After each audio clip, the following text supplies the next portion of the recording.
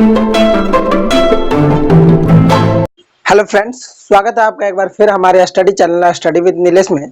तो जैसा कि हम लोग chapter 3 of class 10 metals and non metals के बारे में पढ़ रहे थे, तो हम लोगों ने पिछले वीडियो में इस चैप्टर के internal questions page number 40, page number 46 और पेज नंबर 49 के क्वेश्चंस के सॉल्यूशन को देखा। तो इस वीडियो में हम लोग जो देखेंगे वो एक्सरसाइज सॉल्यूशन को देखेंगे, ठीक है। तो इसमें सबसे पहले बात करते हैं क्वेश्चन नंबर 1 की कि क्या है। तो क्वेश्चन नंबर 1 है, which of the following pairs will give displacement reactions. इनमें से कौन सा पेयर जो है वो डिस्प्लेसमेंट रिएक्शन देगा। Option A NaCl solution and copper metal, option B MgCl2 solution and aluminium metal, option C FeSO4 solution and silver metal, option D AgNO3 solution and copper metal. ठीक है, तो यहाँ पे हम लोग को जानना यह है सबसे पहले कि ये डिस्प्लेसमेंट रिएक्शन कब होता है। तो डिस्प्लेसमेंट रिएक्शन तब होता है जब एक हाईली रिएक्टिव मेटल एक कमजोर रिएक्टिव मेटल को उसके साल्ट सॉल्यूशन से अलग कर देता है, ठीक है, और उसके जगह पर आ जाता है। ठीक, मतलब कि एग्जांपल से समझिए कि समझिए कोई मेटल ए है, ठीक है, और उसका सॉल्ट सॉल्यूशन है, ठीक है, क्या है सॉल्ट सॉल्यूशन, बी जो है वो सॉल्ट सॉल्यूशन है, मान लीजिए BC है, ठीक है, ये जो है वो सॉल्ट सॉल्यूशन है। तो ये ए जो होगा वो हाईली रिएक्टिव अगर होगा तो ये बी का जगह ले लेगा और क्या बना लेगा, AC बना लेगा जो कि सॉल्ट सॉल्यूशन होगा, ठीक है, और फिर किसको अलग कर देगा, बी को अलग कर देगा। ये तभी पॉसिबल होगा जब ए जो होगा वो बी से ज्यादा रिएक्टिव होगा, ए जो होगा वो बी से ज्यादा रिएक्टिव होगा। तो देखते हैं सबसे पहले यहाँ जो क्वेश्चन जो हम लोग के पास 4 ऑप्शन दिया गया है उसको। तो सबसे पहले इसको जानने से पहले हम लोग क्या करेंगे, जो रिएक्टिविटी सीरीज हम आपको एक ट्रिक की मदद से याद करवाए हैं, ठीक है, उसको याद कर लीजिएगा और उसको देख लीजिए एक बार, यहाँ पे लिख लीजिए। देखिए क्या था, तो यहाँ हम लिख देते हैं, जैसे क्या था, कांता ने नाना से मांगा, कांता ने नाना से मांगा कार अल्टो जैन फरारी, फिर पंजाब हरियाणा से क्यों मंगवाया सिल्वर ऑटो। यहाँ पे मंगवाया मतलब HG मरकरी, है ना। तो कांता ने नाना से मांगा कार अल्टो जैन फरारी, फिर भी पंजाब हरियाणा से क्यों मंगवाया सिल्वर ऑटो। तो यहाँ देखिए कि सबसे ज्यादा रिएक्टिव ऑप्शन नंबर ए का बात कर रहे हैं, NaCl solution and copper metal. तो इसमें ये होना चाहिए कि कॉपर मेटल जो होगा वो NaCl सॉल्यूशन से Na को रिड्यूस कर देगा, ठीक है, उसको हटा देगा। तो देखते हैं कॉपर को ज्यादा रिएक्टिव होना पड़ेगा सोडियम से। तो देखिए सोडियम कहाँ पे है, यहाँ पे है, और कॉपर कहाँ पे है, यहाँ पे है। तो बताइए ज्यादा रिएक्टिव कौन है, कॉपर है कि सोडियम है। तो सोडियम है यहाँ। तो सोडियम अगर ज्यादा रिएक्टिव है तो बताइए कॉपर इसको हटा पाएगा अपने पोजीशन से, नहीं हटा पाएगा, क्योंकि ये क्या है, कम शक्तिशाली है। तो कम शक्तिशाली है तो सोडियम को हटा नहीं पाएगा। तो ये जो ऑप्शन है वो क्या हो जाएगा, गलत हो जाएगा, ठीक है। उसके बाद ऑप्शन नंबर 2 देखिए, MgCl2 solution and aluminium metal. MgCl2 solution और एल्युमिनियम मेटल, तो एल्युमिनियम मेटल, यहाँ पे एल्युमिनियम मेटल को क्या होना पड़ेगा, Mg से ज्यादा रिएक्टिव होना पड़ेगा, मैग्नीशियम से ज्यादा रिएक्टिव होना पड़ेगा। तो रिएक्टिविटी सीरीज में देखिए Mg कहाँ है, यहाँ है, ठीक है, और एल्युमिनियम कहाँ है, तो एल्युमिनियम यहाँ है। अब बताइए एल्युमिनियम ज्यादा रिएक्टिव है कि मैग्नीशियम ज्यादा रिएक्टिव है। तो जाहिर सी बात है मैग्नीशियम जो है वो ज्यादा रिएक्टिव है, मोर रिएक्टिव देन एल्युमिनियम।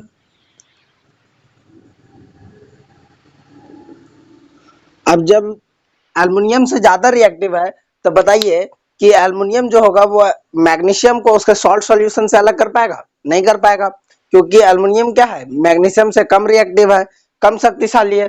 तो ये ऑप्शन नंबर बी भी क्या हो जाएगा, रॉन्ग हो जाएगा। ऑप्शन नंबर सी देखिए, FeSO4 solution and silver metal, मतलब कि सिल्वर मेटल को ज्यादा रिएक्टिव होना पड़ेगा किससे, Fe से।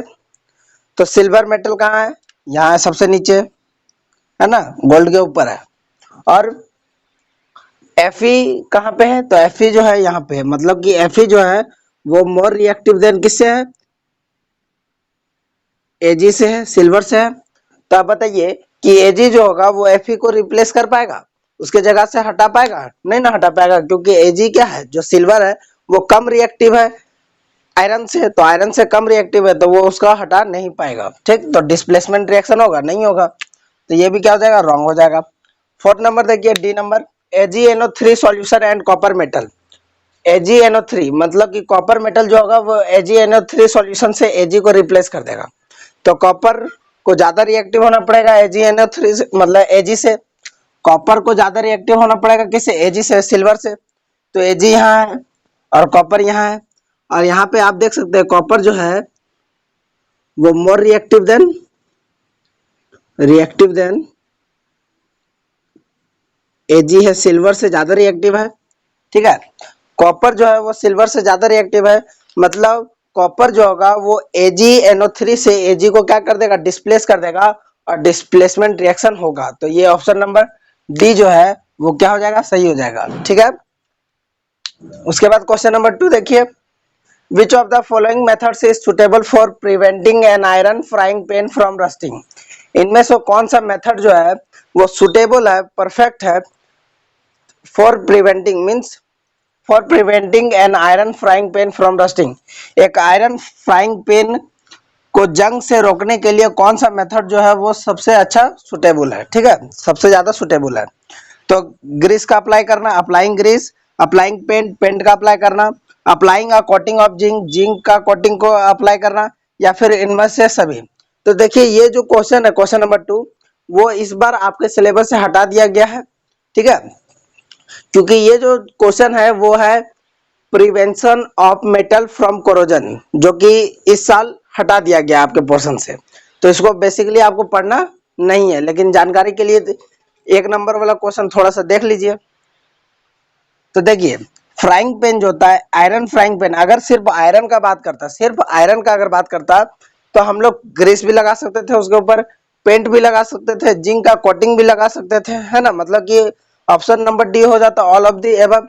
लेकिन यहाँ बात कर रहा आयरन फ्राइंग पैन का, तो आयरन फ्राइंग पैन पे अगर हम लोग ग्रीस लगा देंगे या फिर पेंट लगा देंगे, तो वो क्या होगा? आयरन फ्राइंग पैन को तो क्या करेंगे हम लोग? गर्म करेंगे बार बार, और जब गर्म करेंगे तो ये सब क्या होगा? बार बार धुल जाएगा, और बार बार धुल जाएगा तो हम लोग को क्या करना होगा? बार बार पेंट लगाना होगा, बार बार ग्रीस लगाना होगा। लेकिन अगर हम लोग कोटिंग ऑफ जिंक लगा देते हैं तो बार बार हम लोग को उसको हीट करने पे भी धोना नहीं पड़ेगा, वो धुलेगा नहीं, वो अपने जगह पे चिपका हुआ रहेगा। ठीक है, अपने जगह पे रहेगा कोटिंग के रूप में, लेयर के रूप में।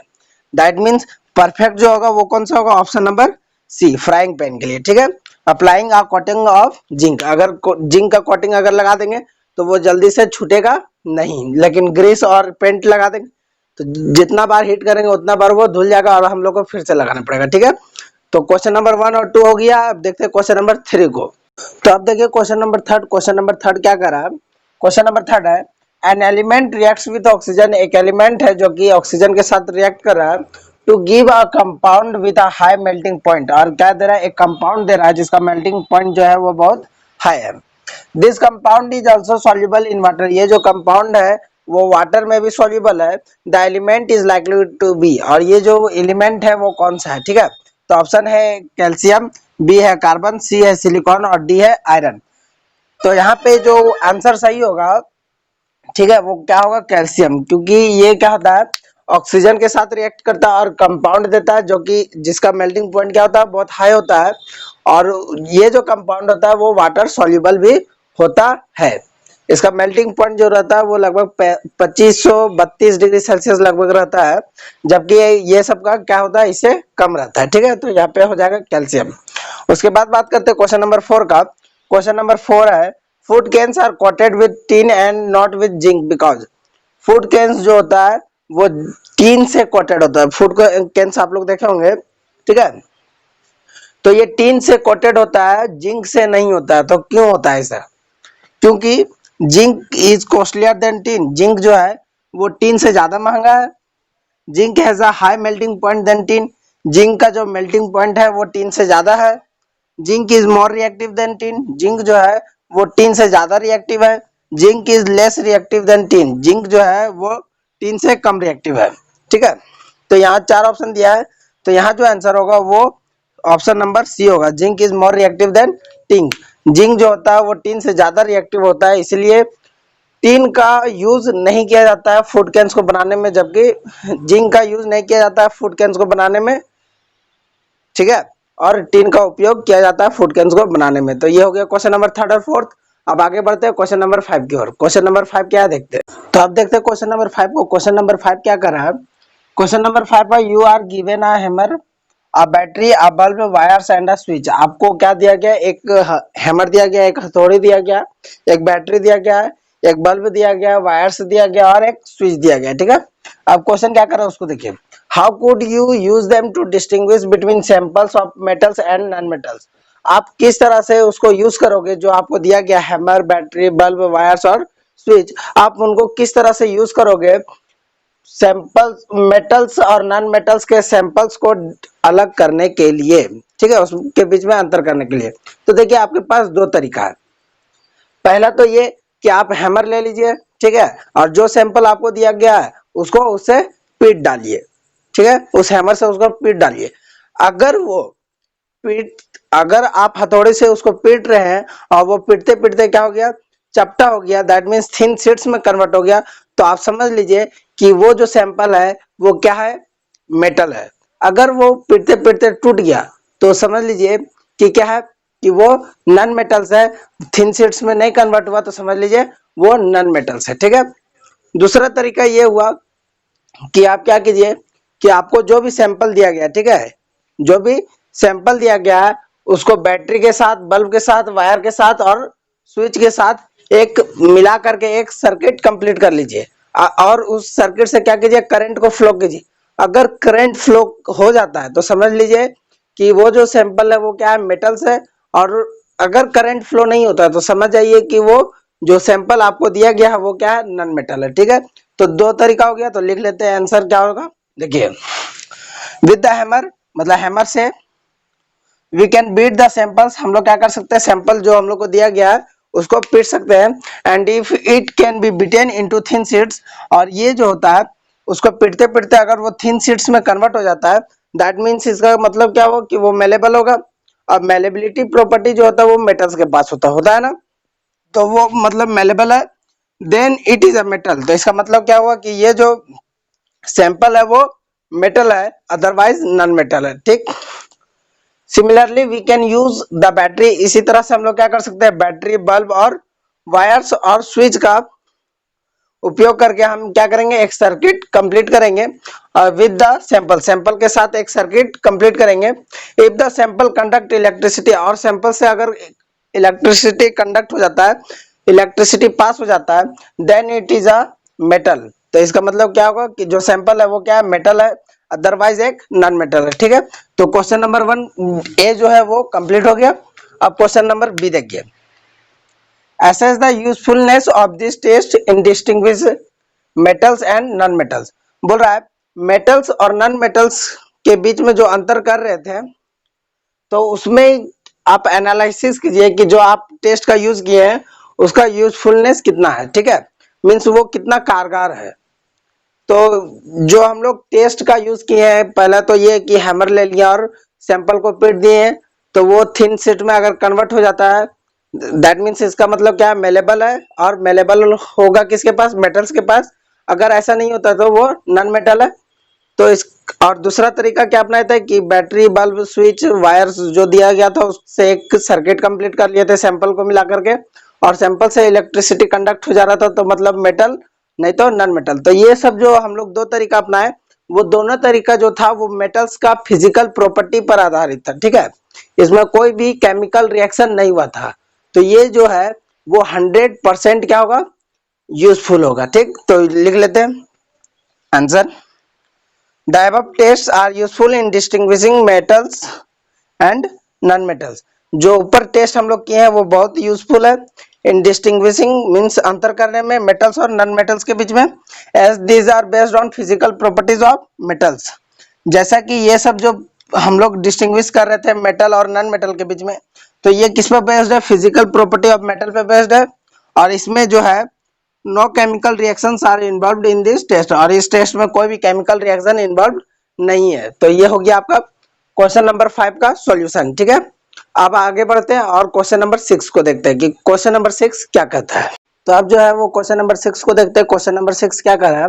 क्वेश्चन नंबर 6 है water amphoteric oxides give to examples of amphoteric oxides. ठीक है, तो इसका मतलब ये हुआ कि एम्फोटेरिक ऑक्साइड्स क्या है और इसका हम लोग को 2 एग्जांपल देना है। तो एम्फोटेरिक ऑक्साइड्स क्या होता है, तो ये तो हम आपको पढ़ा चुके हैं, तो फिर से एक बार इसको देख लीजिए।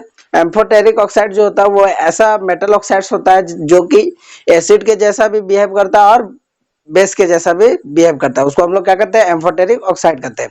इसका एग्जांपल क्या हो जाएगा, तो इसका एग्जांपल हो जाएगा एल्युमिनियम ऑक्साइड और जिंक ऑक्साइड। ठीक है, तो यहाँ पे आंसर देखिए क्या लिखा हुआ, the metal oxides that behave as both acid and base are called amphoteric oxide.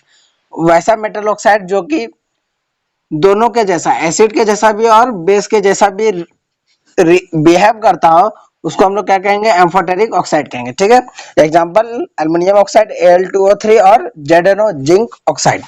अच्छा, एक रिएक्शन इसका देख लेते हैं। ठीक है, एल्युमिनियम ऑक्साइड का जब ये बेस होगा, एल्युमिनियम ऑक्साइड जब बेस होगा तब रिएक्शन देख लीजिए। तो ये जब बेस होगा तो एसिड से रिएक्ट करना चाहिए, और एसिड से जब रिएक्ट करेगा तो क्या बनाएगा, सॉल्ट प्लस वाटर। तो देखते हैं क्या बना रहा है।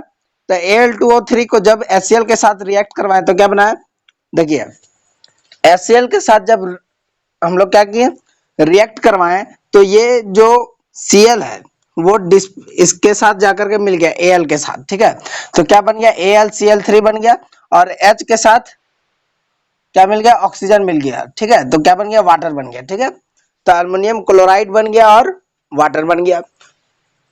बैलेंस करने के लिए यहाँ पे आप लोग बैलेंस कर लीजिएगा, देख लीजिए। ठीक है, उसके बाद जब Al2O3 जब एसिड के जैसा बिहेव करेगा तब क्या होगा, तो इसको जब हम लोग बेस के साथ रिएक्ट करवाएंगे तो फिर क्या बनेगा, न्यूट्रलाइजेशन रिएक्शन होता है। जब एसिड और बेस दोनों रिएक्ट करता है तो क्या करता है, न्यूट्रलाइज कर देता है एक दूसरे को और सॉल्ट और वाटर बनाता है। तो फिर से क्या बनाएगा, सॉल्ट और वाटर। तो क्या करेगा, NaOH से क्या होगा, Na जो होगा, Na जो होगा वो निकल जाएगा और इसके साथ जाकर के मिल जाएगा, और ऑक्सीजन एक इससे निकल जाएगा। ठीक है, ऑक्सीजन एक इससे निकल जाएगा। तो ये देखिए इस तरह से Na सोडियम, अल्युमिनियम ऑक्साइड, ठीक, और वाटर। ठीक है, इसको बैलेंस कर लीजिए। उसके बाद 7 नंबर क्वेश्चन देखिए। 7 नंबर क्वेश्चन क्या है, name 2 metals which will displace hydrogen from dilute acids and 2 metals which will not. क्या है कि वैसा 2 मेटल्स का नाम लिखना है जो कि हाइड्रोजन को डिस्प्लेस कर देता है उसका डाइल्यूट एसिड से, और 2 ऐसा मेटल्स का नाम लिखना है जो कि हाइड्रोजन को उसका डाइल्यूट एसिड से डिस्प्लेस नहीं कर पाता है। तो इसके लिए हमको क्या चाहिए, रिएक्टिविटी सीरीज याद होना चाहिए, तभी हम लोग बता पाएंगे कि हाइड्रोजन को कौन डिस्प्लेस कर पा रहा है और कौन डिस्प्लेस नहीं कर पा रहा है डाइल्यूट एसिड से। क्योंकि जो ज्यादा रिएक्टिव होगा वही क्या करेगा, इसको डिस्प्लेस कर पाएगा, और जो हाइड्रोजन से कम रिएक्टिव होगा वो इसको डिस्प्लेस नहीं कर पाएगा। तो रिएक्टिविटी सीरीज आप लोग जानते होंगे। ठीक है, इसको हम ट्रिक से भी याद कराए हैं, देख लीजिए थोड़ा सा। कांता ने नाना से मांगा कार, अल्टो, जैन, फरारी,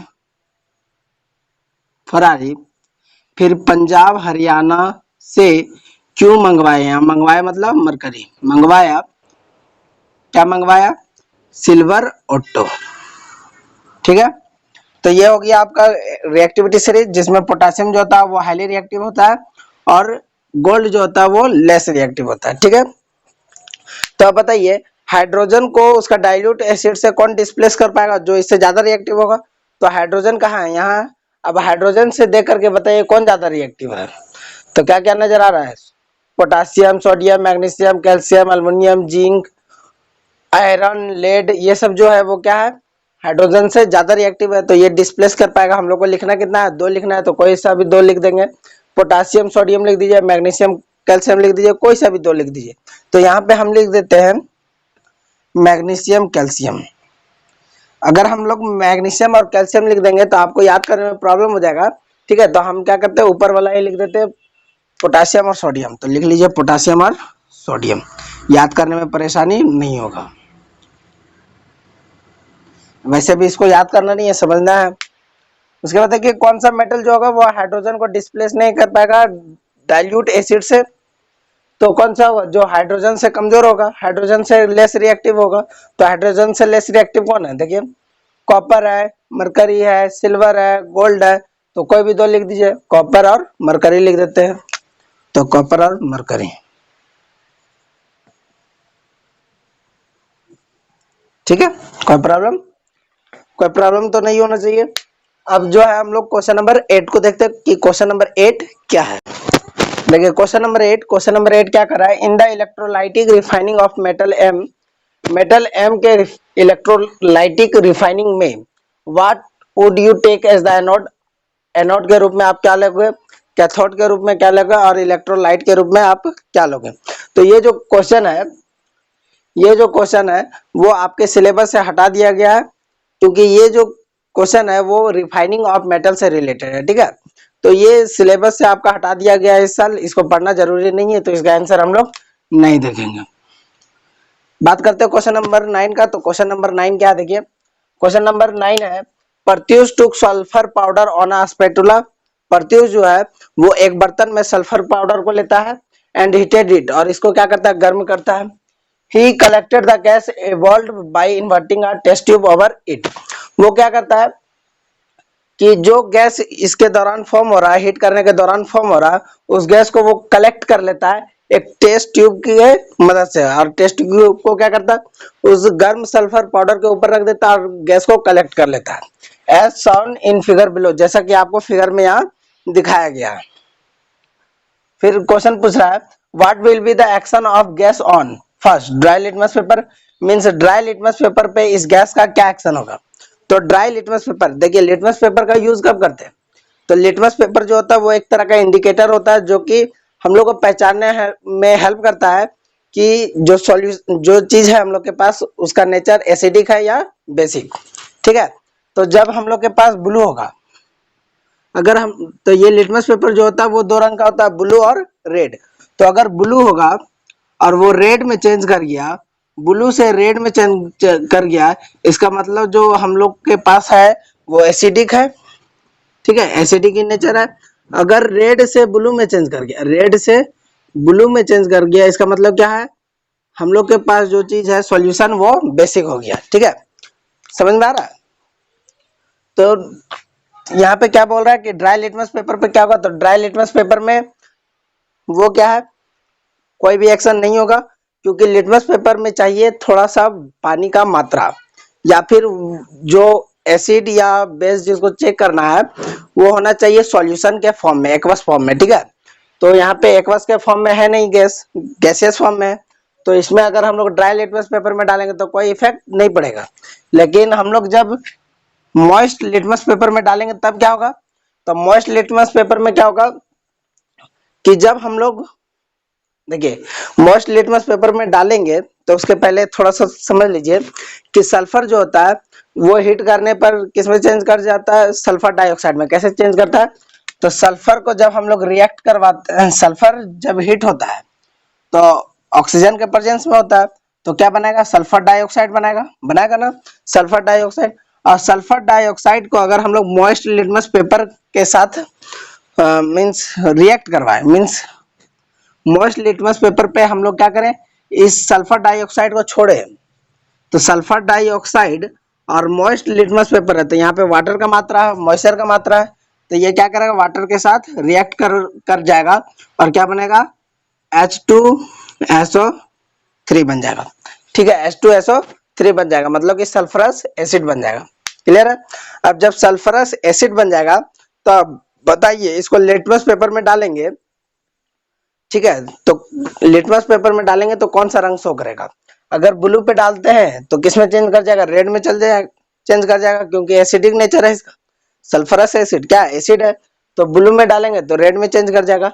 लेकिन अगर रेड में डालेंगे तो वो किस में चेंज करेगा, रेड में, रेड लिटमस पेपर में अगर डालेंगे तो वो किस में चेंज करेगा, तो रेड लिटमस पेपर में अगर हम लोग डालें तो वो चेंज नहीं करेगा, क्योंकि हम क्या बोल रहे हैं, रेड तभी चेंज करता है ब्लू में जब वो बेसिक हो। ठीक है, लेकिन रेड में अगर एसिडिक डाल दे तो वो चेंज नहीं करेगा। ठीक है, समझ में आया?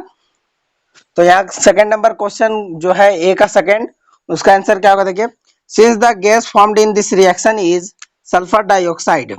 जो गैस फॉर्म्ड हो रहा है इस रिएक्शन में वो कौन सा गैस है? Sulphur dioxide. गर्म कर रहे हैं in the presence of oxygen, तो सल्फर डाइऑक्साइड में चेंज कर गया। ठीक है, it turns moist blue litmus paper two red. तो ये क्या होगा, मॉइस्ट ब्लू लिटमस पेपर को रेड में चेंज कर देगा। Sulphur dioxide moist blue litmus paper को रेड में चेंज कर देगा। ठीक, बिकॉज क्योंकि SO2 reacts with moisture. SO2 क्या करता है, मॉइस्चर के साथ रिएक्ट करता है और क्या बनाता है, सल्फरस एसिड बनाता है। ठीक है, अगर रेड लिटमस पेपर की बात करता तो क्या होता, कोई चेंज नहीं होता। उसके बाद बी नंबर क्वेश्चन देखिए, right a balanced chemical equation for the reaction taking place.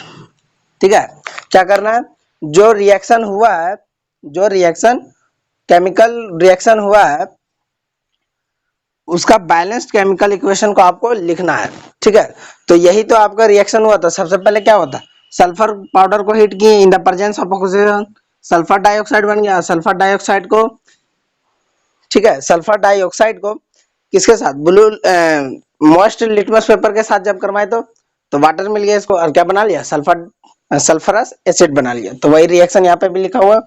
Sulphur जो था वो स्टार्टिंग में क्या था, सॉलिड फॉर्म में था, इसको हीट किए in the presence of oxygen. Oxygen किस फॉर्म में, गैसेस फॉर्म में, तो क्या बन गया, सल्फर डाइऑक्साइड बन गया जो कि गैस है।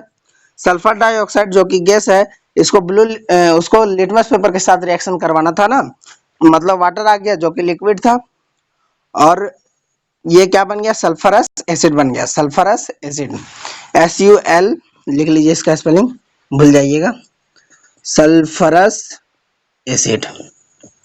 ठीक है, सल्फरस एसिड बना लेगा। तो ये क्या है, पूरा कंप्लीट बैलेंस्ड केमिकल इक्वेशन है। ठीक है, तो इसमें कोई प्रॉब्लम नहीं है, बहुत इजी क्वेश्चन था। अब चलते हैं next number question, question number 10 में। तो अब जो है क्वेश्चन नंबर 10 को देखिए। क्वेश्चन नंबर 10 क्या है, क्वेश्चन नंबर 10 है, state 2 ways to prevent the rusting of iron. Iron के रस्टिंग को रोकने के लिए 2 तरीका बताइए। ठीक है, तो ये जो क्वेश्चन है वो आपके सिलेबस से इस साल हटा दिया गया है और इसको पढ़ना जरूरी नहीं है, तो इसको हम लोग छोड़ देते हैं। लेकिन अगर आप लोग को जानना है तो आप लोग तो इसको बहुत आसानी से आप लोग जानते होंगे कि हम लोग क्या करते हैं, रस्टिंग ऑफ आयरन से बचने के लिए हम लोग उसके ऊपर पेंट लगा देते हैं, या फिर उसके ऊपर ग्रीसिंग कर देते हैं, या फिर जिंक मेटल का कोटिंग कर देते हैं, तो इससे कि रस्टिंग नहीं लगता है। तो ये इतना जरूरी नहीं है, आपके एग्जाम में पूछेगा नहीं, इसलिए इसको हम लोग लिखते नहीं है, सिर्फ नॉलेज के लिए याद कर लीजिए, ग्रीसिंग, पेंटिंग। ठीक है, उसके बाद क्वेश्चन नंबर 11। क्वेश्चन नंबर 11 क्या है, what type of oxides is formed when non metal combine with oxygen. बोल रहा है किस तरह का ऑक्साइड फॉर्म्ड होता है जब नॉन मेटल्स कंबाइन होता है ऑक्सीजन के साथ। ठीक है, तो जब नॉन मेटल्स कंबाइन होता है ऑक्सीजन के साथ तब नॉन मेटल ऑक्साइड बनाता है, नॉन मेटल ऑक्साइड बनाता है। और ये जो नॉन मेटल ऑक्साइड होता है वो एसिडिक इन नेचर होता है। ठीक है, एसिडिक इन नेचर होता है। तो when non metal combine with oxygen then non metal oxide is formed। non metal oxide form होता है जो कि एसिडिक इन नेचर होता है। एग्जांपल में बात करें तो सल्फर प्लस ऑक्सीजन क्या बनाएगा, सल्फर डाइऑक्साइड। ये जो होता है वो एसिडिक इन नेचर होता है। ठीक है, समझ में आया? अच्छा, अगर इसी क्वेश्चन की जगह अगर आपको पूछता कि क्या होता है अगर जब हम लोग कंबाइन करते हैं मेटल को ऑक्सीजन के साथ, तो किस तरह का ऑक्साइड बनता है। तो मेटल को जब हम लोग ऑक्सीजन के साथ कंबाइन करते हैं तो मेटल ऑक्साइड बनता है। और ये जो मेटल ऑक्साइड होता है वो बेसिक इन नेचर होता है। कैसा होता है, बेसिक इन नेचर। ठीक है, तो यहाँ पे दोनों तरीका से आपको याद कर लेना, एग्जाम में कैसे भी पूछे आपको कोई टेंशन नहीं होना चाहिए। उसके बाद देखिए क्वेश्चन नंबर 12, गिव रीजंस। आपको क्या करना है, कारण बताना है। ठीक, कारण बताना है। इसमें इस क्वेश्चन में, क्वेश्चन नंबर 12 में टोटल 4 क्वेश्चन है। यहाँ पे अभी 2 क्वेश्चन देख ले रहे हैं, उसके बाद 2 क्वेश्चन आगे देख लेंगे। तो फर्स्ट नंबर ए नंबर जो क्वेश्चन है वो है, platinum gold and silver are use to make jewellery. Platinum gold और सिल्वर का यूज क्यों करते हैं हम लोग, ज्वेलरी बनाने के लिए। तो ये जो क्वेश्चन का आंसर होगा वो ये होगा कि देखिए प्लेटिनम गोल्ड और सिल्वर, प्लेटिनम गोल्ड और सिल्वर जो होता है वो बहुत शाइनी मेटल होता है, मीन्स लश्चरस होता है, और ये जो होता है वो जल्दी से कोरोड नहीं होता है, मीन्स उसमें जंग नहीं लगता है। तो इसी कारण से हम लोग क्या करते हैं, इसका यूज करते हैं ज्वेलरी बनाने के लिए। ठीक है, तो इसका आंसर क्या होगा, platinum gold and silver are use to make jewellery, jewellery बनाने के लिए किया जाता है, क्योंकि दे आर लश्चरस, ये क्या होता है, लश्चरस होता है, शाइनी होता है, चमकीला होता है, लेस रिएक्टिव होता है। ठीक है, रिएक्टिविटी सीरीज जब आप लोग देख रहे होंगे तो उसमें वो सबसे नीचे आ रहा था, है ना, and do not crore easily, और इसमें क्या होता है, जंग भी जल्दी से नहीं लगता है। बी नंबर देखिए, sodium potassium and lithium are stored under oil, sodium potassium और लिथियम जो होता है उसको ऑयल के अंदर स्टोर किया जाता है। ठीक है, मीन्स ऑयल में डुबा करके उसको रखा जाता है। तो ऐसा क्यों होता है, तो देख आप लोग जानते होंगे कि सोडियम पोटासियम और लिथियम जो होता है वो बहुत ही हाईली रिएक्टिव होता है एयर और वाटर के साथ, और उसको अगर हम लोग ओपन में छोड़ देंगे तो वो क्या होगा, एयर में छोड़ दें या वाटर में छोड़ देंगे तो उससे क्या होगा, वो रिएक्शन करेगा एयर और वाटर के साथ, और इतना ज्यादा भयानक रिएक्शन होगा कि उसमें आग भी पकड़ सकता है। ठीक, तो एक्सीडेंट से बचने के लिए हम लोग क्या करते हैं, इसका स्टोर करते हैं ऑयल के अंदर। बेसिकली कौन सा ऑयल, तो हम लोग केरोसिन ऑयल के रूप के अंदर करते हैं। ठीक है, तो यहाँ पे शॉर्टकट में लिख लीजिए, इसको हम लोग इंटरनल क्वेश्चन में भी देख चुके हैं। Sodium potassium and lithium are very reactive metals, क्या होता है, बहुत ज्यादा रिएक्टिव होता है, and react very vigorously, react बहुत ज्यादा करता है with air as well as water, air के साथ भी और वाटर के साथ भी। So they are stored oil, stored under oil, stored under oil, यहाँ अंडर कर लीजिएगा, इसलिए इसको क्या करते हैं, ऑयल के अंदर रखते हैं in order to prevent their contact with air and water, ताकि हम लोग क्या कर सकते हैं, इसका डायरेक्ट कांटेक्ट एयर के साथ और वाटर के साथ रोक सके, है ना, जिससे कि एक्सीडेंट ना हो और फायर कैच ना कर पाए। ठीक, आग ना लग सके और जो एक्सीडेंट है उससे बच सके। ठीक है, तो आगे देखते हैं क्वेश्चन नंबर 12 का सी और डी नंबर क्वेश्चन। ठीक है, तो अब देखिए क्वेश्चन नंबर 12 को, क्वेश्चन नंबर 12 क्या है, क्वेश्चन नंबर 12 का सी है, aluminium is a highly reactive metal, aluminium जो है वो एक हाईली रिएक्टिव मेटल है, yet it is use to make utensils for cooking, फिर भी इसका जो यूज है वो खाना पकाने वाले बर्तन के रूप में बनाने के रूप, खाना पकाने वाला जो बर्तन होता है उसको बनाने के रूप में किया जाता है। ठीक है, तो ऐसा क्यों होता है, तो ऐसा इसलिए होता है क्योंकि ये जो होता है एल्युमिनियम वो हाईली रिएक्टिव जरूर है, लेकिन ये जब एयर के साथ रिएक्ट करता है, ऑक्सीजन के साथ रिएक्ट करता है तो क्या बनाता है, एल्युमिनियम ऑक्साइड बनाता है। ठीक है, और ये क्या करता है, रेसिस्टेंट टू कोरोजन होता है, मीन्स इसमें कोरोजन जल्दी से नहीं होता है, मीन्स इसका घोर विरोधी होता है कोरोजन का। ठीक है, तो इसमें आसानी से कोरोजन नहीं होता है, रस्टिंग नहीं होता है, और रस्टिंग नहीं होने के कारण ये जो thin layer of aluminium oxide होता है वो बहुत ज्यादा स्टेबल होता है और प्रिवेंट करता है एल्युमिनियम का ऑक्सीजन से फर्दर रिएक्शन को। इसी और इसका एक और कारण ये है कि ये जो होता है वो लाइट इन वेट होता है, वेट में हल्का होता है, वजन में हल्का होता है, और गुड कंडक्टर ऑफ हीट होता है। ठीक है, इसलिए इसका यूज जो होता है वो खाना पकाने वाले बर्तन को बनाने में किया जाता है। ठीक, तो लिखिए, तो क्या क्या देखिए फिर से, the aluminium is a reactive metal, बोल रहा हालांकि जो एल्युमिनियम जो है वो एक रिएक्टिव मेटल है, but it is resistant to corrosion, लेकिन ये क्या है, कोरोजन का रेसिस्टेंट करता है। ठीक है, कोरोजन का रेसिस्टेंट होता है, प्रतिरोधी होता है। This is because aluminium reacts with oxygen, ऐसा इसलिए होता है क्योंकि एल्युमिनियम जब रिएक्ट करता है ऑक्सीजन के साथ जो कि एयर में प्रेजेंट होता है, और क्या बनाता है, थिन लेयर बनाता है एल्युमिनियम ऑक्साइड का। This oxide layer is very stable, ये जो ऑक्साइड लेयर होता है वो बहुत ज्यादा स्टेबल होता है और प्रिवेंट करता है फर्दर रिएक्शन एल्युमिनियम का ऑक्सीजन के साथ। ठीक,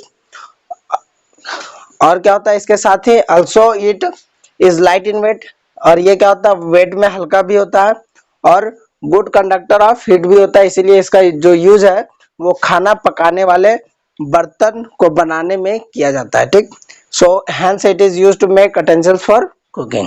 क्लियर है, तो 12 का डी देखिए, 12 का डी क्या है, carbonate and sulphide ores are usually converted into oxides during the process of extraction, carbonate और सल्फाइड ores जो होता है उसका यूजुअली क्यों कन्वर्ट किया जाता है ऑक्साइड में, during the process of extraction, इसका एक्सट्रैक्शन करने के प्रोसेस में।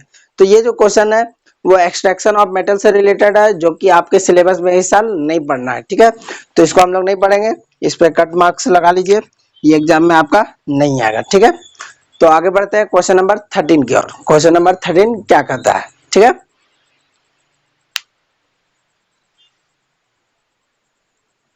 तो अब देखिए क्वेश्चन नंबर 13 को। क्वेश्चन नंबर 13 क्या है? क्वेश्चन नंबर 13 है, you must have seen tarnished copper vessels being cleaned with lemon और टेमरिंड जूस। आपने ये अवश्य देखा होगा कि एक टार्निश्ड कॉपर वेसल मीन्स वैसा कॉपर वेसल जिसके ऊपर क्या होता है, ग्रीन कलर का पैच जमा हो जाता है, ठीक है। तो वैसा कॉपर वेसल को लेमन जूस के साथ या फिर टेमरिंड जूस के साथ साफ किया जाता है, पानी के साथ, नींबू जूस के साथ, या फिर इमली का जूस के साथ, ठीक है। Explain why these sour substances are effective in cleaning the vessels. तो अब एक्सप्लेन कीजिए कि क्यों जो है वो सोर्स सब्सटेंसेस का यूज इफेक्टिव होता है वेसल्स को के क्लीनिंग में, ठीक है। मीन्स बर्तनों के क्लीनिंग में सोर्स सब्सटेंस जो होता है वो क्यों इफेक्टिव होता है, ठीक है।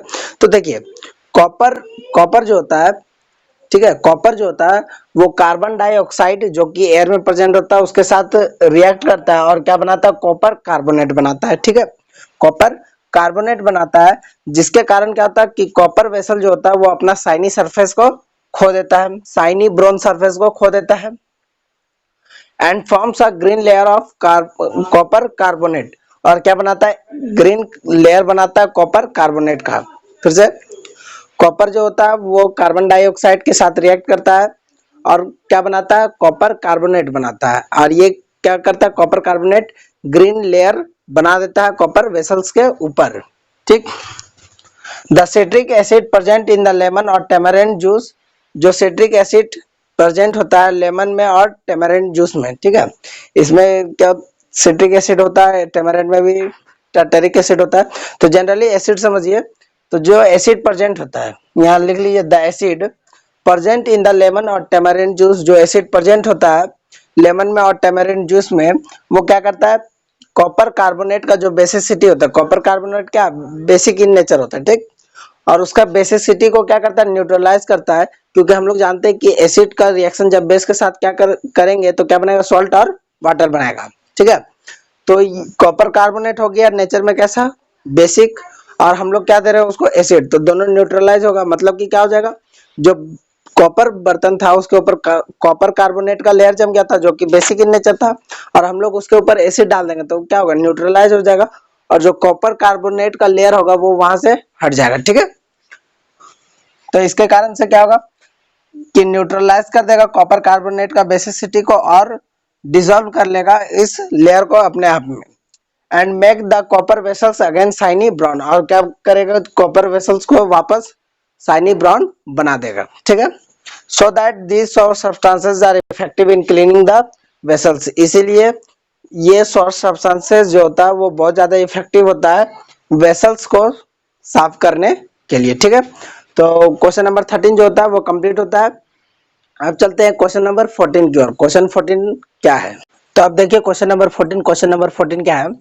Differentiate between metal and non metal on the basis of their chemical properties. अपने केमिकल प्रॉपर्टीज के आधार पर मेटल्स और नॉन मेटल्स के केमिकल प्रॉपर्टीज के आधार पर उनके बीच में क्या करना है, डिफरेंशिएशन करना, अंतर बताना, ठीक है। तो एक तरफ है मेटल, दूसरी तरफ है नॉन मेटल। मेटल का देखिए first number point, metals are electropositive. Metals क्या होता है, इलेक्ट्रोपॉजिटिव होता है। कैसे होता है, तो देखिए हम जैसा कि आपको पढ़ा चुके हैं कि मेटल का जो आउटर मोस्ट शेल में इलेक्ट्रॉन होता है वो जनरली 1 2 और 3 होता है, ठीक है। तो 1 2 या 3 होता है, जिसके कारण से क्या होता है, मेटल जो होता है वो अपना स्टेबिलिटी बनाने के लिए क्या करता है, इलेक्ट्रॉन को डोनेट करता है, और इलेक्ट्रॉन को डोनेट करता है तो उसके ऊपर चार्ज कैसा आ जाता है, पॉजिटिव चार्ज आ जाता है, ठीक है। अब पॉजिटिव चार्ज आ जाता है इसलिए इसको क्या कहते हैं, इलेक्ट्रोपॉजिटिव कहते हैं। नॉन मेटल्स की बात करें तो नॉन मेटल का आउटर मोस्ट शेल में इलेक्ट्रॉन जो होता है वो जनरली 5 6 7 भी होता है। हालांकि कुछ नॉन मेटल्स में 4 और 8 भी होता है, लेकिन नॉन मेटल्स जो होता है वो क्या करता है, इलेक्ट्रॉन को क्या करता है, इलेक्ट्रॉन को एक्सेप्ट करता है, इलेक्ट्रॉन को एक्सेप्ट करता है, जिसके कारण से उसके ऊपर जो चार्ज आता है वो नेगेटिव आता है, इसलिए इसको क्या कहते हैं, इलेक्ट्रॉन नेगेटिव कहते हैं। उसके बाद देखिए second number point. Second number point कर रहा है they react with oxygen to form basic oxides. ये क्या करता है, जो मेटल होता है वो ऑक्सीजन के साथ रिएक्ट करता है और मेटल ऑक्साइड्स बनाता है जो कि बेसिक इन नेचर होता है, ठीक है। और ये नॉन मेटल जो होता है वो ऑक्सीजन के साथ रिएक्ट करता है और नॉन मेटल ऑक्साइड बनाता है जो कि एसिडिक या फिर न्यूट्रल इन नेचर होता है, ठीक। उसके बाद देखिए एग्जांपल, एग्जांपल में सोडियम को रिएक्शन करवाया ऑक्सीजन के साथ, क्या बनाया, सोडियम ऑक्साइड बनाया, ठीक है। कार्बन का रिएक्शन करवाया ऑक्सीजन के साथ, क्या बनाया, कार्बन डाइऑक्साइड बनाया। ये किधर है, नॉन मेटल की ओर, ठीक है। बोल रहा है इसमें हम लोग जानते थे कि मेटेलिक ऑक्साइड जब बनता था तो ये इस तरह का जब कंपाउंड बनता था इसको क्या कहते थे, आयनिक कंपाउंड कहते थे। और आयनिक कंपाउंड में कैसा बॉन्ड होता है, आयनिक बॉन्ड होता है या फिर इलेक्ट्रोस्टैटिक बॉन्ड होता है, ठीक है। जबकि इसमें कौन सा बॉन्ड होता है, इसमें जो होता है वो कोवैलेंट बॉन्ड होता है, ठीक है। थर्ड नंबर पॉइंट देखिए, the react with water to form oxides and hydroxides. ये जो होता है मेटल वो क्या करता है, वाटर के साथ रिएक्ट करता है और ऑक्साइड बनाता है और हाइड्रोक्साइड बनाता है, ठीक है। सब metals react with cold water, कुछ मेटल जो होते हैं वो कोल्ड वाटर के साथ रिएक्ट करते हैं, कुछ जो होते हैं वो हॉट वाटर के साथ रिएक्ट करते हैं और कुछ जो होते हैं वो स्टीम के साथ भी रिएक्ट करते हैं। कुछ ऐसे होते हैं जो रिएक्ट नहीं करते, जैसे कि लेड हो गया, कॉपर, गोल्ड, सिल्वर, ये सब जो होते हैं वो रिएक्ट नहीं करते हैं। एग्जाम्पल में देखिए, सोडियम का रिएक्शन कर वाटर के साथ, क्या बनाया, सोडियम हाइड्रोक्साइड बनाया और हाइड्रोजन गैस बनाया, ठीक है। ये जो रिएक्शन करवाए वो हम ओवरऑल रिएक्शन बताएं, ठीक है, एग्जाम्पल में। उसके बाद बोल रहा है कि नॉन मेटल जो होता है वो वाटर के साथ रिएक्ट करता ही नहीं है, ठीक है। फोर्थ नंबर पॉइंट देखिए, बोल रहा they react with dilute acids to form a salt and evolve hydrogen gas CuAg। क्या बोल रहा है कि ये जो होता है मेटल्स वो डाइल्यूट एसिड के साथ रिएक्ट करता है और सॉल्ट और हाइड्रोजन गैस फॉर्म करता है, सॉल्ट और हाइड्रोजन गैस। बोल रहा है CuAg मतलब कॉपर, सिल्वर, गोल्ड, प्लेटिनम जो होता है वो रिएक्ट नहीं करता है, ठीक है, डाइल्यूट एसिड के साथ रिएक्ट नहीं करता है। एग्जांपल में सोडियम का रिएक्शन करवाएं HCl के साथ, ये HCl के साथ तो डाइल्यूट HCl है, ठीक है। क्या बनेगा, सॉल्ट बनेगा NaCl और हाइड्रोजन गैस बनेगा, ठीक है, समझ में आ रहा है। उसके बाद देखिए, ये नॉन मेटल क्या बोल रहा है कि नॉन मेटल जो होता है वो डाइल्यूट एसिड के साथ रिएक्ट नहीं करता है क्योंकि कोई भी ऐसा नॉन मेटल्स नहीं है, इतना ज्यादा रिएक्टिव नहीं होता है कि वो हाइड्रोजन को रिप्लेस कर पाए, ठीक है। तो ये हो गया मेटल्स और नॉन मेटल के बीच में डिफरेंस। अब देखते हैं आगे क्वेश्चन नंबर 15 को, ठीक है। क्वेश्चन नंबर 15 को देखते हैं कि क्या है। तो अब देखिए क्वेश्चन नंबर 15, क्वेश्चन नंबर 15 क्या है, a man went door to door posing as a goldsmith. एक आदमी है जो कि गोल्ड स्मिथ के रूप में घर डोर टू डोर गया। ही promised to bring back the glitter of old and dull gold ornaments। वह प्रॉमिस किया कि हम जो है वो पुराना और जो डल दिखने वाला मीन्स खराब दिखने वाला जो ओल्ड गोल्ड का ऑर्नामेंट्स है उसको, चमक को हम वापस ला करके देंगे। An unsuspecting lady gave a set of gold bangles to him। बोल रहा है एक ऐसी लेडी जिसके बारे में वो विचार नहीं किया था, वैसी लेडी आती है उसके पास जो कि उसको क्या करती है कि एक सेट ऑफ गोल्ड बैंगल्स देती है, ठीक है, मीन्स चूड़ी देती है गोल्ड वाला, ठीक। Which he dipped in a particular solution, जिसको वो गोल्ड स्मिथ जो रहता है वो एक पार्टिकुलर सॉल्यूशन में डुबाता है। The bangles sparkled like new, but their weight was reduced drastically। बोल रहा है जो बैंगल्स होता है वो नया के जैसा चमकने तो जरूर लगता है लेकिन उसका जो वेट होता है वो बहुत अत्यंत ही कम हो जाता है, ठीक है।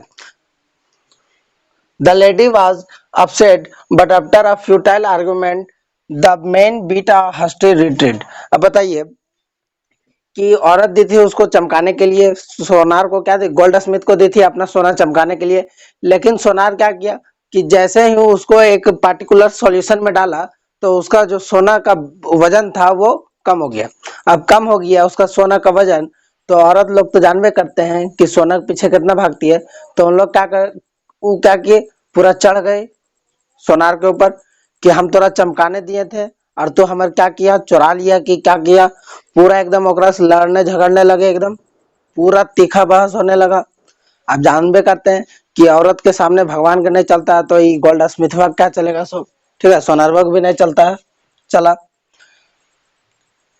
But after a futile argument means बहुत तीखा बहस होने के बाद the men beat a hasty retreat, men क्या करता है, जो आदमी रहता है वो उसको हरजाना भरता है। Can you play the detective to find out the nature of the solution he used, तो क्या आप एक डिटेक्टिव बन सकते हो, ठीक है, आप क्या एक जासूस बन सकते हो ये फाइंड आउट करने के लिए कि जो सॉल्यूशन वो यूज किया था, गोल्ड स्मिथ जो सॉल्यूशन यूज किया था उसका नेचर कैसा है, ठीक है। तो देखिए क्या आंसर है। तो गोल्ड स्मिथ जो था वो क्या किया, अपना जो सेट ऑफ गोल्ड बैंगल्स था, उस औरत वाला गोल्ड बैंगल्स का सेट को किसमें डिप किया होगा, एक सॉल्यूशन में डिप किया होगा जिसका नाम क्या होगा, एक्वा रेजिया, उसका नाम क्या था, एक्वा रेजिया, ठीक है, उसमें डिप्ड किया होगा।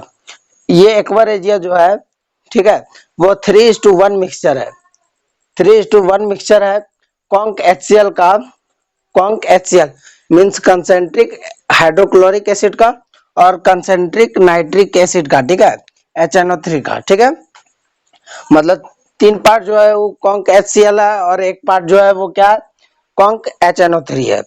Aqua regia is a fuming highly corrosive liquid, ये जो एक्वा रेजिया होता है वो बहुत धुआं देने वाला मीन्स धुआं का प्रोडक्शन करने वाला लिक्विड होता है और काफी ज्वलनशील लिक्विड होता है। It dissolves gold in it, वो क्या किया होगा कि अपने अंदर गोल्ड को डिजॉल्व कर लेता है, ठीक है, ये एक्वा रेजिया जो होता है वो अपने अंदर क्या करता है, गोल्ड को डिजॉल्व कर लेता है।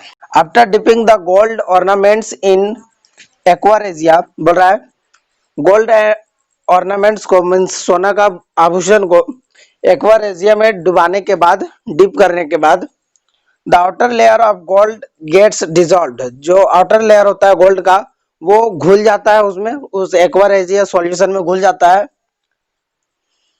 And the inner shiny layer appears, outer layer घुल जाता है पूरी तरह से उसमें और जो इनर लेयर होता है वो सोना का ऑर्नामेंट्स का वो बाहर निकल जाता है और बिल्कुल नया जैसा चमकने लगता है।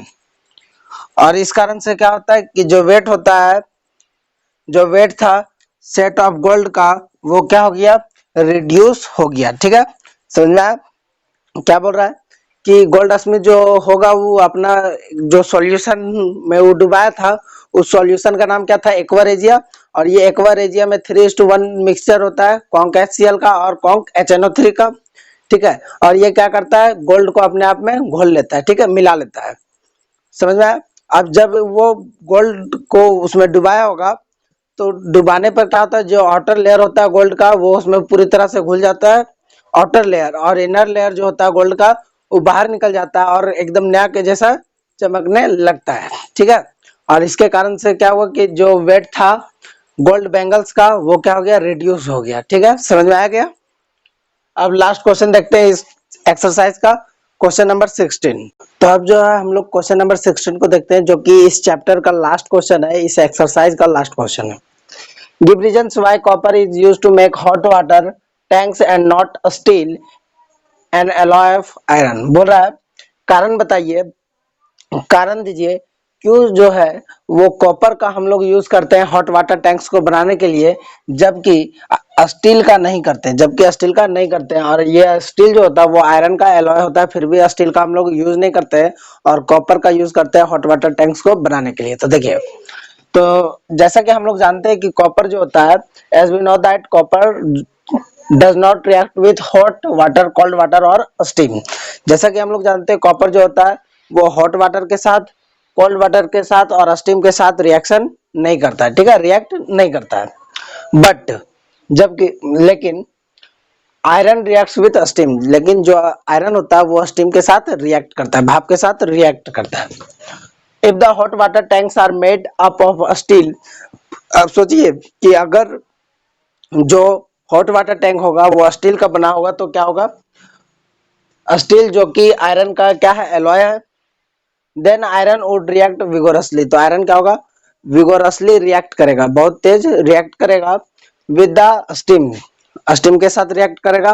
और ये जो स्टीम बनेगा वो किससे बनेगा, हॉट वाटर से बनेगा, हॉट वाटर से है ना, जैसे देखिए ये टैंक है, सपोज कीजिए टैंक है, तो टैंक में क्या रहेगा, गर्म पानी रहेगा ना, तो गर्म पानी से क्या होगा, भाप निकलेगा कि नहीं, भाप निकलेगा।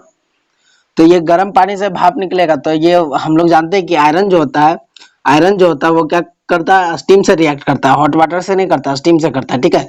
तो ये स्टीम जब बनेगा तो आयरन जो होगा वो इससे रिएक्शन करेगा, ठीक। और रिएक्शन कैसा होता है, विगोरसली होता है। तो क्या बोल रहा है, ये जो है वो रिएक्शन है आपका आयरन और वाटर का रिएक्शन, Fe प्लस H2O क्या बनाएगा, आयरन ऑक्साइड बनाएगा, आयरन ऑक्साइड बनाएगा। और ये जो होता है आयरन ऑक्साइड वो सॉल्युबल नहीं होता है, ठीक है, सॉल्युबल नहीं होता वाटर में। तो सॉल्युबल नहीं होगा तो पानी पीने लायक तो रहेगा नहीं, और हाइड्रोजन गैस निकलेगा। This is the reason why copper is used to make hot water tanks. यही रीजन है कि हम लोग क्या करते हैं, कॉपर का यूज करते हैं हॉट वाटर टैंक्स बनाने के लिए, जबकि स्टील का नहीं करते, जो कि एक स्टील का, जो कि आयरन का एक एलॉय है। तो ये जो चैप्टर है वो पूरी तरह से आज समाप्त होता है। एक्सरसाइज क्वेश्चन, इंटरनल क्वेश्चन और जो भी इस चैप्टर का टॉपिक्स था वो पूरी तरह से खत्म हो गया है। अब हम लोग नेक्स्ट वीडियो में मिलते हैं एक नए चैप्टर के साथ। अगर आपको ये वीडियो अच्छा लगता है तो लाइक करें, कमेंट करें, शेयर करें, और अभी तक आपने इस चैनल को सब्सक्राइब नहीं किया तो सब्सक्राइब करें। Thank you, have a nice day. मिलते हैं नेक्स्ट वीडियो में।